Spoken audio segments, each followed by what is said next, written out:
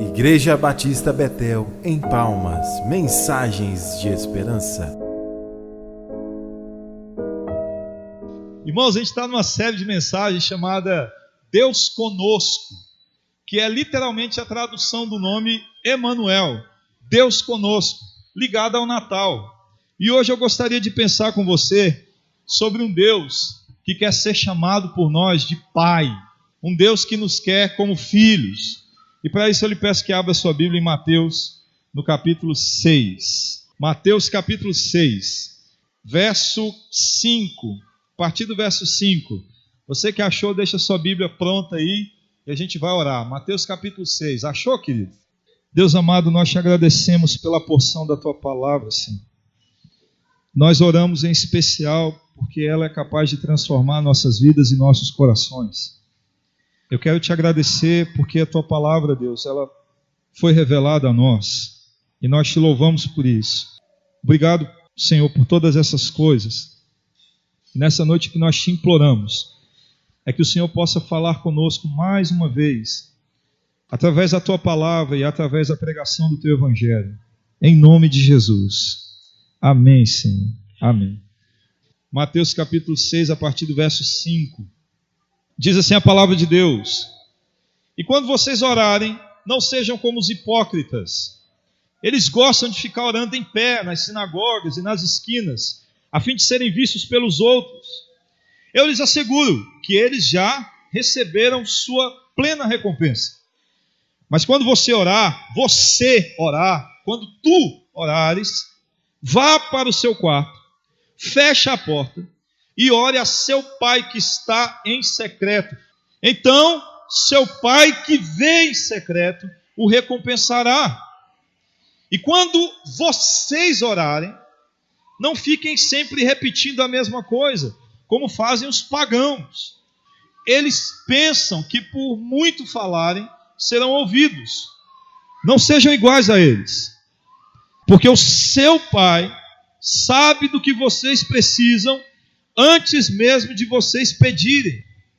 Vocês, ao contrário de todos, devem orar assim: Pai nosso que estais nos céus, santificado seja o teu nome, venha o teu reino, seja feita a tua vontade, assim na terra como no céu.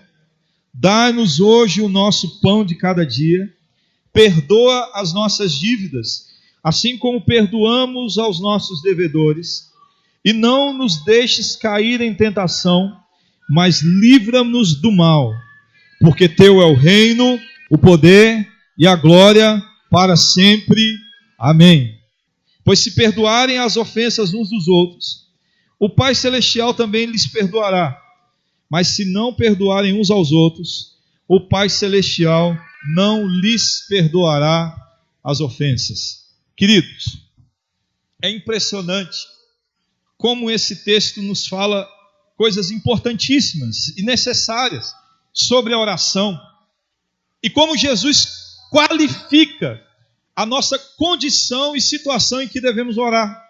Veja só que uma das grandes coisas que acontece aqui na palavra de Deus e na história da humanidade é que Deus ele vai sendo revelado por nomes, e nós já conversamos isso em um outro momento. Então você tem Yahvé Jireh, Yahvé Rafá, Yahvé dos exércitos, o Senhor sobre todas as coisas.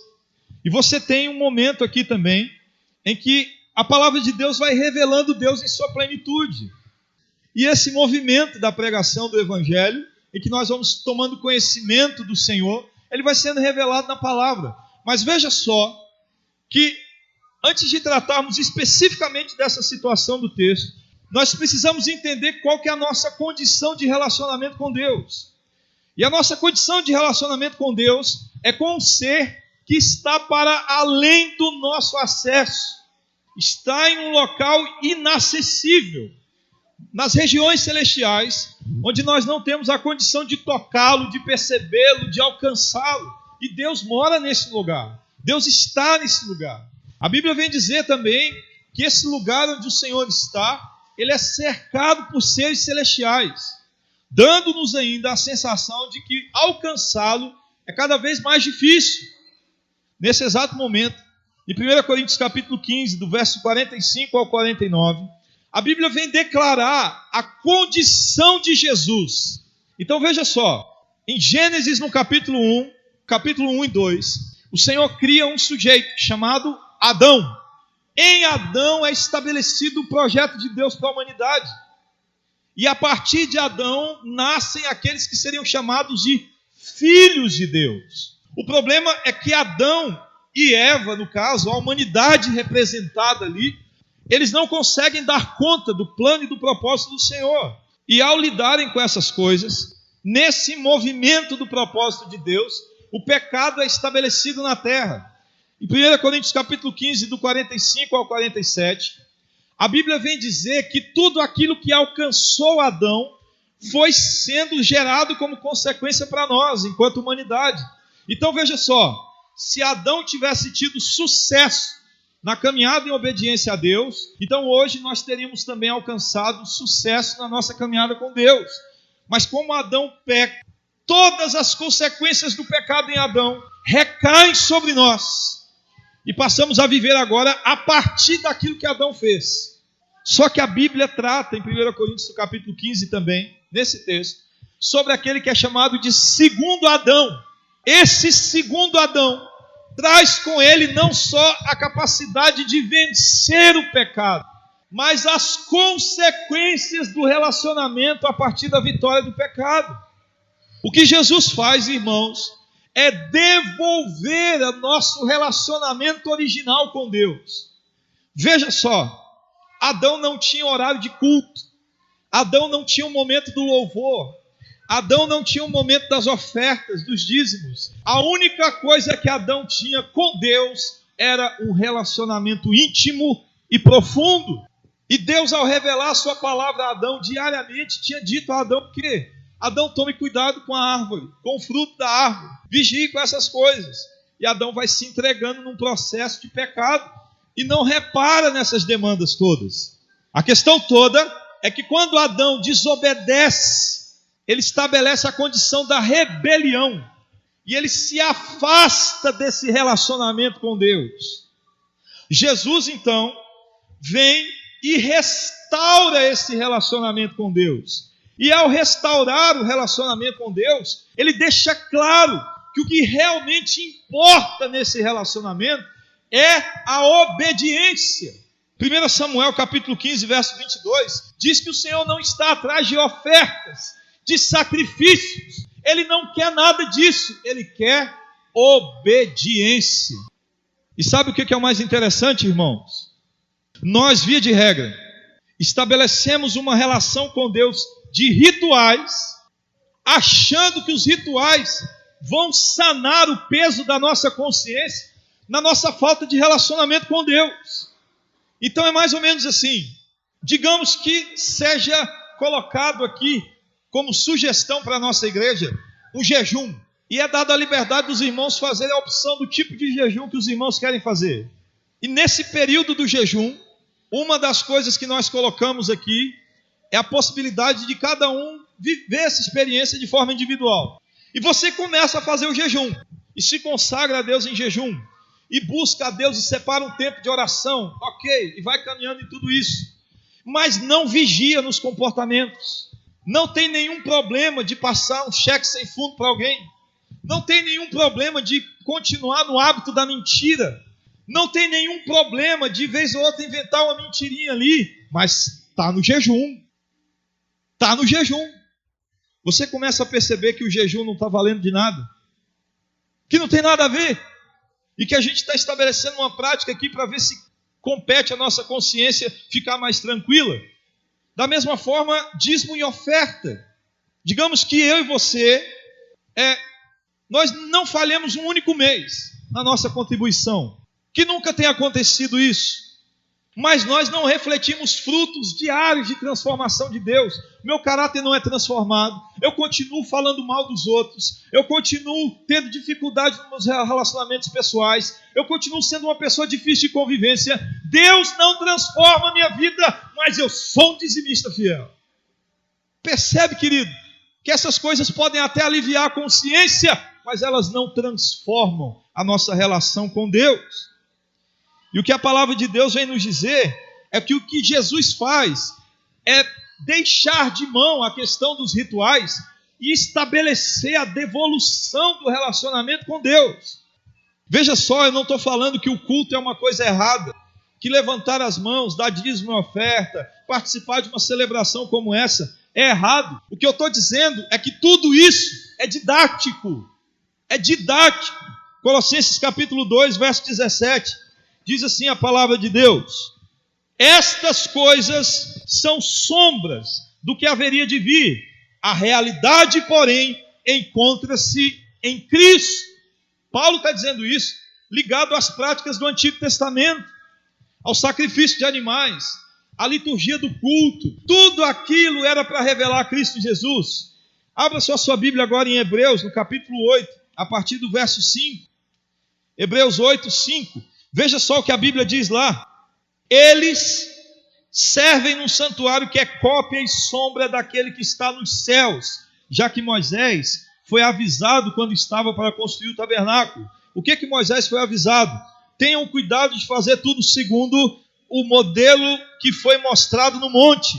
Agora, porém, o ministério que Jesus recebeu é superior ao deles, assim como também a aliança da qual ele é mediador é superior à antiga, sendo baseado em promessas superiores. Querido, tudo aquilo que nos foi revelado no Antigo Testamento é didático, é tendo Cristo como alvo maior, é pensando em Jesus. É por isso que eu não posso me apegar tanto à liturgia. Toda a nossa liturgia de culto também precisa ser didática, para que você tenha um momento de contrição, para que você tenha um momento de adoração a Deus, para que você tenha um momento de se arrepender dos seus pecados. Isso aqui não é o mais importante. O mais importante é Cristo. O mais importante é Cristo. E Cristo não só aqui nesse momento, Cristo todo dia, Cristo toda hora. A palavra de Deus nos diz que devemos orar o tempo todo. Como é que eu vou orar o tempo todo? Se eu venho ao culto 1 ou 2 vezes na semana, sabe como que eu oro o tempo todo? Estabelecendo um relacionamento com Deus. E a maior preocupação de Deus, irmãos, não é que você venha ao culto. A maior preocupação de Deus não é que você dê dízimo. A maior preocupação de Deus não é que você participe dos cultos de doutrina, de escola bíblica. A maior preocupação de Deus é que você o trate como Pai. E é isso que esse texto nos revela. Perceba que Jesus qualifica, e aí nós voltamos para o texto em Mateus, no capítulo 6, a partir do verso 5. Se você abrir a sua Bíblia em Lucas 11, de 1 a 4, você vai ver que Jesus estava orando em determinado lugar, e quando ele termina a sua oração, um discípulo parece que estava observando a oração de Jesus. Quando Jesus termina a oração, esse discípulo chega perto de Jesus e fala assim: Senhor, nos ensina a orar. E aí Jesus vem e ensina a oração que nós chamamos de oração do Pai Nosso. E Mateus capítulo 6 não conta essa historinha, mas em Lucas conta essa historinha. Mateus, irmãos, no capítulo 5 até o finalzinho do capítulo 7, é aquilo que nós chamamos de Sermão do Monte. Sermão do Monte. Veja só que Jesus, no capítulo 5, verso 1, Jesus, às vezes ele fala com multidão e às vezes ele fala só com os discípulos. E nesse momento aqui, Jesus tem a multidão perto dele, ele sobe no monte e ele vai conversar em particular com os discípulos. E ao se ajuntar com os discípulos, ele começa a contar tudo que está no capítulo 5, 6 e 7. Entenda só uma coisa, a gente não pode dizer que o Sermão do Monte foi pregado todo de uma vez, mas a gente pode dizer que o Sermão do Monte, ele não foi para a multidão. O Sermão do Monte foi para os discípulos. Para os discípulos. Isso deixa claro, irmãos, uma situação no meio do seu coração. E a primeira coisa que a gente precisa entender é que Jesus está ensinando gente que já teve uma experiência de transformação a orar. Sabe o que isso significa? Pode ser que eu e você, convertidos, membros de igreja, caminhando com Deus em determinadas demandas, não saibamos orar. Você sabia disso? E a Bíblia ainda vai mais longe. A Bíblia fala que a gente pode até saber orar, mas não sabe orar do jeito que convém. E aí o Espírito de Deus é que vem e nos ensina a orar do jeito que convém. Mas Jesus nos dá algumas dicas. Ele diz que é possível que você ore para Ele ou ore para as pessoas. Como é que eu faço para orar para as pessoas? Eu oro para as pessoas quando a minha consciência da presença de Deus não está nele. É aquele que quer aparecer. É o sujeito que tem vida pública, mas ele não tem vida devocional, particular, privada, restrita na presença de Deus. Querido, eu entendo. Você pode até não ter um lugar de paz na sua casa. Eu entendo que isso pode acontecer. Mas o que eu não entendo é você não separar um lugar de amor e relacionamento com Deus. Pode ser que você ainda não tenha feito isso porque não sabia da necessidade. Mas deixa eu te falar um negócio. O que Jesus destaca aqui nesse primeiro momento da oração é que é importante que você saiba a quem você ora. E sabe o que é interessante? A pessoa que ora para Deus, ela sabe que ela está orando para Deus. E a pessoa que ora para os homens também sabe que está orando para os homens. Nesse mundo gospel que a gente vive, direto a gente vê gravações de DVDs. Gravações de DVDs. E vez ou outra nessas gravações de DVDs, eu gosto de vez ou outra dar uma olhada nisso, você tem a pessoa que está lá em espírito de adoração e tal. E eu peguei uma vez essa passagem de câmera, uma pessoa que estava aqui, ó, mexendo no celular, aí a câmera passou, eu já participei da gravação de um DVD desse, não cantando, né? Lá, eu estava lá assistindo o DVD. Você sabe o que acontece nessas gravações?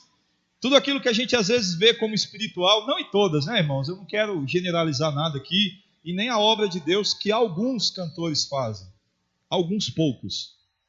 Mas vendo essas pregações, essas gravações, vez ou outra você tem blocos e faixas, porque não vai tanta gente assim para lá. Aí você tem locais assim que fica faltando gente. Aí eu estava lá na gravação, a gente louvando a Deus, não sei o quê. Daqui a pouco o produtor, ô pessoal, parem um pouquinho, para. Falei, uai, o que aconteceu aqui? Aí ele virou e falou, não, é porque é o seguinte, tem um bloco aqui, um espaço aqui que não tem gente. E na hora que a câmera pega, fica muito esquisito, fica feio. Junta mais aqui no meio, não sei o quê. Aí ele parou o louvor no meio, irmãos. Aí depois voltou o louvorzão, a unção de Deus descendo lá, o fogo caindo. É desse jeito. O negócio às vezes é profissional mesmo. Não tem diferença da Ivete e de ninguém que está aí no mundo.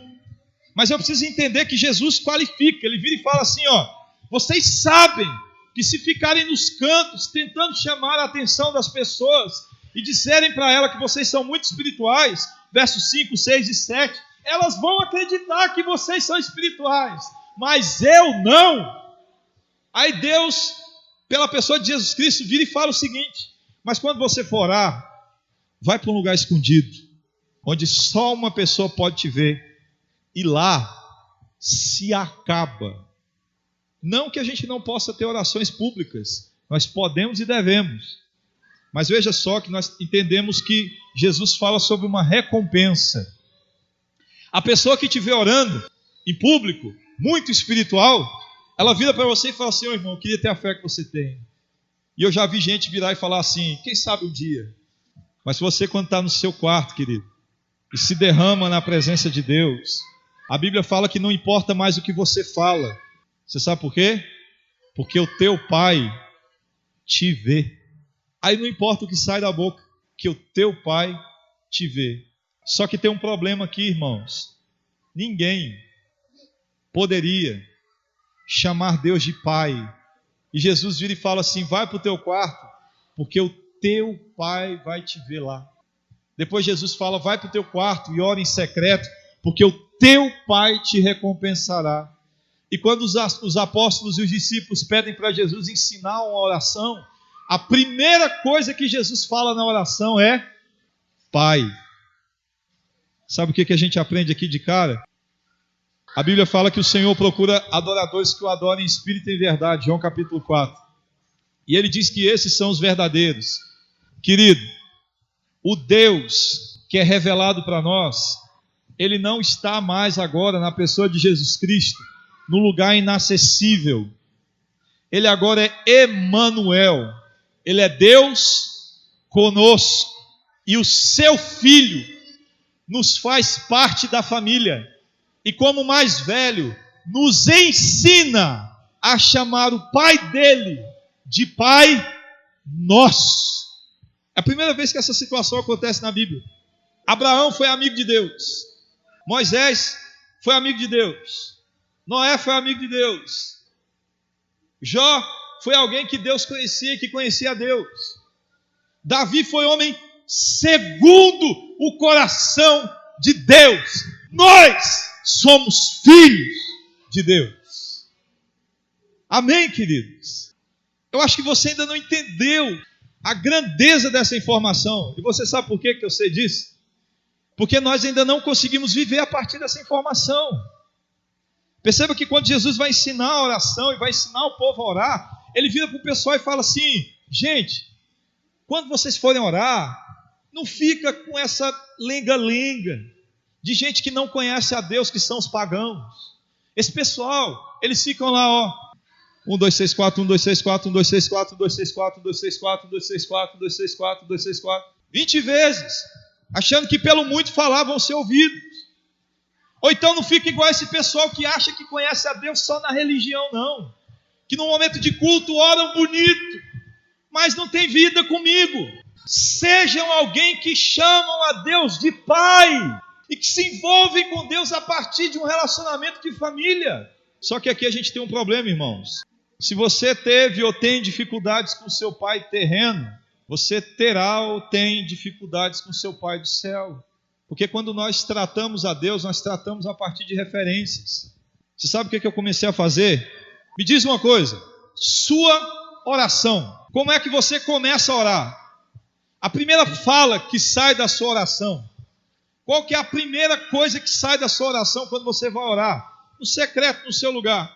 A minha era Senhor, Senhor, nosso Deus. Aí depois nosso Pai. Você sabe por quê? Porque eu tive problemas com meu pai. E as referências que eu fazia a Deus estavam todas ligadas ao meu pai. Eu acho que meu pai vai saber disso agora, se eu estiver ouvindo esse negócio. Porque eu precisei me resolver com ele, irmãos. E não perder o respeito dele por mim, nem o meu com ele. E é isso que às vezes a gente perde como filho, sabia?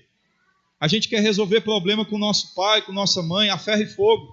E esquece que ali teve uma pessoa que te criou uma vida inteira. Que pode ter te magoado, te ofendido, feito qualquer coisa. Mas que deu vida e sangue por você e por mim. E ele deve ser tratado com dignidade e respeito. A Bíblia não pergunta que tipo de pai você teve. O que ele foi, o que deixou de ser. A Bíblia só manda: honra pai e mãe. Honra pai e mãe. Não importa o tipo de pai e mãe que eu e você tivemos. Me resolvi com meu pai. E comecei a enfrentar o desafio de chamar a Deus de pai. E é constrangedor chamar a Deus de pai. Você sabe por quê? Porque aí você fica sem palavras depois. Porque quando você fala assim: Senhor nosso Deus, tu que estás assentado no alto e sublime trono, Deus de Abraão, Deus de Isaac, Deus de Jacó, Deus de... E quando você fala assim, Pai, você fala o que depois? Aí você vai ter que se relacionar. Aí você vai ter que falar das coisas que são do dia a dia. Ó, briguei com a esposa hoje. E ele vai falar: eu vi. E eu vi que você não precisava ter feito aquilo. Ah, Senhor, mas ela é difícil. Mãe, raspa a cabeça, Jesus. Ela raspou a cabeça. E querido, tenha certeza que o Senhor vai interagir com a oração dessa de verdade. Porque eu vou começar a lidar com Deus nas circunstâncias da vida. E sabe o que vai acontecer numa fala dessa? Eu vou perceber coisas que ela precisa mudar, é verdade. Mas muito mais do que eu preciso ser transformado. Você sabe como é que eu saio de uma oração dessa? Eu saio assim: Senhor, eu vou, mas só se o Senhor vier comigo, né? E aí eu vou e volto depois da briga, para a gente poder se resolver. Sabe o que a gente está tentando ver aqui nessa oração de Jesus? Jesus está nos ensinando nessa oração do Pai Nosso. Você vai ver agora, para a gente terminar, que a maior preocupação que Ele tem comigo e com você não é para que nós sigamos a Deus através do ritual. O ritual é didático, querido. O ritual é para a gente aprender. O ritual é para a gente aprender. Mas o que realmente eu e você precisamos de Deus é relacionarmos com Ele como nosso Pai. Jesus fala assim, ó, quer orar? Vamos orar comigo aqui. Chame a Deus de Pai. Ah, então tá bom. Meu Pai, não, Pai nosso. Deus é Pai de quem, irmãos? Deus é Pai nosso, é Pai daqueles que o receberam como Cristo Jesus. Então, de cara, o Senhor já fala para nós que Ele é um Pai de muitos filhos, e que nós temos uma família, e que uma vez que adentramos a família de Deus, minha casa, minhas regras. E qual que é a regra de Deus para nós? Me obedeça como prova do seu amor. João capítulo 4, 1 João capítulo 4. A maior evidência de amarmos a Deus é obedecermos ao Senhor. Pai nosso que estais nos céus. Mateus usa a expressão estais nos céus, no seu texto, para tratar de Deus Pai. Nós sabemos que existe o Pai, o Filho e o Espírito Santo. Quando Mateus usa a expressão estais no céu, ele está dizendo do Deus Pai. Então Jesus está dizendo que o Criador do universo, aquele que está no lugar inacessível, agora está conosco e nós podemos chamá-lo de Pai. Pai nosso que estás no céu, santificado seja o teu nome. O que é santificar o nome de Deus? É dar ao nome de Deus o valor devido. Ele é Pai nosso, mas nós nos envolvemos com Ele numa relação de extrema intimidade, respeito e valorização por aquilo que Ele é. Venha o teu reino, seja feita a tua vontade. A ideia é de um Deus que possa fazer o que Ele faz lá no céu, aquilo que Ele faz aqui. Como que Deus implanta o reino dEle na terra? Através dos filhos. Quando eu peço assim ao Senhor, Deus, venha o teu reino, sabe o que eu estou dizendo para Deus? Põe na minha mão que eu faço, confia em mim, me dá, Senhor, o que o Senhor quer fazer nessa terra aqui? É o quê? Irmãos, recentemente foi inaugurado, glória a Deus por isso, o Museu da Bíblia em Washington. Um espaço gigantesco. Eu nunca tive vontade de ir nos Estados Unidos, agora eu estou. Tenho medo de bomba. E eu não posso entrar lá assim, né? E aí, foi inaugurado o Museu da Bíblia. Eu estou falando de um negócio assim monstruoso. Se você for no museu, e você vai um dia, se Deus assim permitir, lá eles construíram uma réplica de uma vila do primeiro século. Então, se você chegar lá, você vai ver uma vila que era exatamente uma das vilas da qual Jesus andava, com as casas iguais, com as roupas iguais, com o teatro lá de pessoas atuando lá para parecer que é uma vila. É um negócio de louco, irmãos. Sem contar as peças arqueológicas que estão lá para você tocar. E eles ainda colocaram altíssima tecnologia para você interagir com o museu. Você sabe quem foi que fez isso? Uma família de crentes bilionários. Deus colocou recurso na mão desse pessoal. E o que foi que eles fizeram? Fizeram o Museu da Bíblia. Milhares de pessoas estão visitando aquele local e ouvindo do Evangelho assim, ó, tete a tete. A questão não é você ter muito ou ter pouco, é aquilo que Deus confia a você para que o reino dele venha. Aleluia por isso. O que Deus colocou na sua mão? Eu fico doido com esse negócio. Não precisa ser bilhões, pode ser 5 pães e 2 peixinhos. E a glória de Deus fará parte do reino. Hoje eu estava vindo de ônibus para cá, e eu vi pessoas ali gesticulando, falando em libras. E eu lembrei na hora da irmã Gracinete. Gente que Deus vai colocando o dom e a condição para que o reino dele venha. Querido, essa é a minha e a sua oração. Venha, Senhor, o teu reino, me usa para isso. O que Deus colocou na sua mão para que o reino dele venha? Pode ser que Deus tenha colocado, sabe o quê? Filhos que sejam criados na presença de Deus. Pode ser que Deus tenha colocado recursos. Pode ser que Deus tenha colocado um chamado. Pode ser que Deus tenha colocado um emprego. Pode ser que Deus tenha colocado uma empresa. Pode ser que Deus tenha colocado um casamento. O que Deus colocou na sua vida para que o reino dele venha. Eu te digo, se você é discípulo de Jesus, você não passa sem Deus ter colocado nas suas mãos alguma coisa para que o reino dele venha. Você quer ver uma coisa, querido? Um dado estatístico do IBGE, um dado recente, disse que ao menos 25% das pessoas que moram no nosso país vivem na linha da pobreza. Eu estou falando de gente que não tem R$10 por dia, famílias inteiras. A matéria deu destaque, é uma família que mora no interior do Maranhão, 8 pessoas, e tem 2 crianças pequenas, que sobrevivem com menos de R$300 mês. Querido, o que Deus colocou na minha e na sua mão para nós matarmos a fome desse povo? Porque a diferença, você sabe o que uma pessoa que entendeu essa oração aqui faz diante de uma informação como essa? Ela faz assim, ó: Senhor, venha o teu reino, seja feita a tua vontade assim na terra como no céu. O que o Senhor quer que eu faça diante dessa informação? É para mudar de hábito, é para não desperdiçar a comida que eu como, é para colocar menos no prato, é para não jogar nada fora, é para ter o cuidado de dar sempre uma cesta básica e gastar menos, para ter o que contribuir com alguém. Senhor, venha o teu reino através de mim, eu vou ter mais cuidado com essas coisas. E a gente muda, percebe? Dá-nos hoje o nosso pão de cada dia. Por que a gente pede hoje o pão de cada dia? O pão de cada dia é futuro, mas dá-nos hoje o pão de cada dia. Isso aqui, irmãos, é uma frase de dependência de Deus. Senhor, nós precisamos comer todo dia, se é que o Senhor não sabia disso. Mas nós queremos que ele seja da tua parte. Então, portas de emprego e situações que não glorificam ao Senhor, nós não queremos. Nós queremos o teu pão de cada dia. Descansamos no Senhor. Perdoa as nossas dívidas. A palavra aqui melhor traduzida é pecados, tá? Perdoa os nossos pecados, assim como perdoamos aos nossos devedores. E não nos deixeis cair em tentação, mas livra-nos do mal. Livra por tudo isso nessa oração, porque teu é o reino, o poder e a glória para sempre. Amém. Entenda uma coisa. Em Marcos, no capítulo 11, verso 25 a 26, é ligado a essa situação de perdoar as ofensas. Querido, não é para salvação, mas o que o texto vem dizer é que nós, na condição de discípulos de Jesus, e que nos relacionamos com o Pai, chamamos a Deus de Pai, não temos o direito de escolher irmãos. Eu li um artigo com esse título: quem chama a Deus de Pai não escolhe irmãos. Eu não posso escolher que pecados eu posso perdoar do meu irmão para comigo. Por quê? Porque Deus me perdoou todos. Como é que eu vou escolher?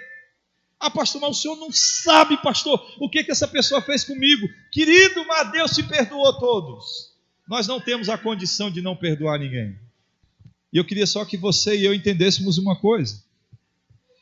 A oração do Pai Nosso e tudo aquilo que o Senhor nos ensina a fazer é a partir de uma única espécie de relacionamento, tendo a Deus como Pai. Mas só podem chamar de Pai aqueles que são discípulos de Jesus. Em João capítulo 1 diz isso, que o Senhor, quero muito que você perceba isso, querido. Deus não faz acepção de pessoas, mas Ele não obriga ninguém a ser seu filho. O crer em Jesus é se eu ou você quisermos crer. Nós não somos obrigados a crer em Jesus. A gente crê se quiser, mas todo aquele que crê, João capítulo 1, é dado o poder de ser chamado Filho de Deus. E eu queria lhe falar isso nessa noite. Se por acaso tem alguém aqui ainda que não consegue ou não está na condição de ser filho de Deus, querido, não faça isso. Viva a partir desse relacionamento de paternidade.